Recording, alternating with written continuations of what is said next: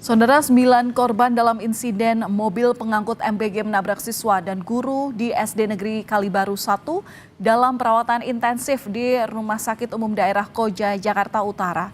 Sementara di proses hukumnya terkait insiden ini masih terus berjalan. Informasi selengkapnya kita tanyakan langsung dengan jurnalis Kompas TV, ada Niko Anggriawan dan Roy Ilman di RSUD Koja, serta ada Eril Wiranata dan Junaidi di Polres Jakarta Utara. Kita ke Niko terlebih dahulu di Rumah Sakit Umum Daerah Koja, Saudara. Niko, selamat malam. Bagaimana kondisi terhadap 9 korban yang kini dirawat di RSUD Koja?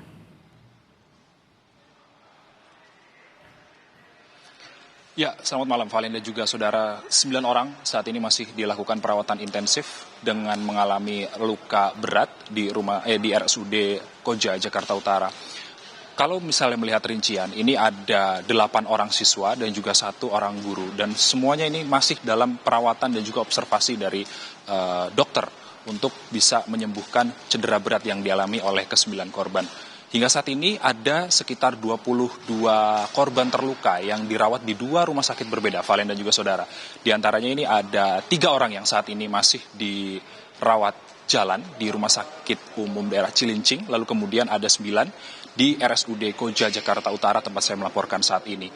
Di RSUD Koja, Jakarta Utara sendiri sempat mendapatkan atensi, Valen dan juga saudara, dari beberapa tokoh. Di antaranya ini ada Wapres Gibran Rakabuming Raka, lalu kemudian ada Wakil Gubernur Rano Karno, dan kemudian ada Kepala Badan Gizi Nasional atau BGN, Dadan Hindayana. Dan ada beberapa statement, Valen dan juga saudara, berdasarkan dari Wakil Gubernur DKI Jakarta, Rano Karno, ini menyatakan bahwa nantinya Pemprov DKI ini akan menanggung seluruh biaya perawatan korban hingga korban sembuh, baik itu mulai dari perawatan rumah sakit hingga perawatan setelah di rumah sakit.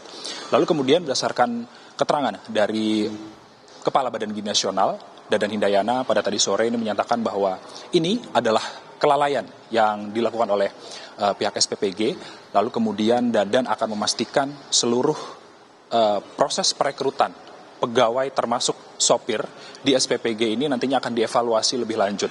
Dan juga meminta setiap kepala SPPG di seluruh daerah untuk nantinya melakukan pemutusan secara cermat untuk mengganti personil yang mengantar makanan bergizi gratis. Untuk sementara demikian, di Koja sendiri, di RSUD Koja sendiri, Valen dan juga saudara, ada posko pelayanan terpadu untuk nantinya bisa mengomunikasikan kondisi korban kepada keluarga dari pihak rumah sakit. Valen. Baik, dari RSUD Koja, selanjutnya kita ke Polres Metro Jakarta Utara, ada Eril Wiranata di sana. Eril, polisi bilang kasus ini sudah naik ke tahap penyidikan. Nah, kapan penetapan tersangkanya?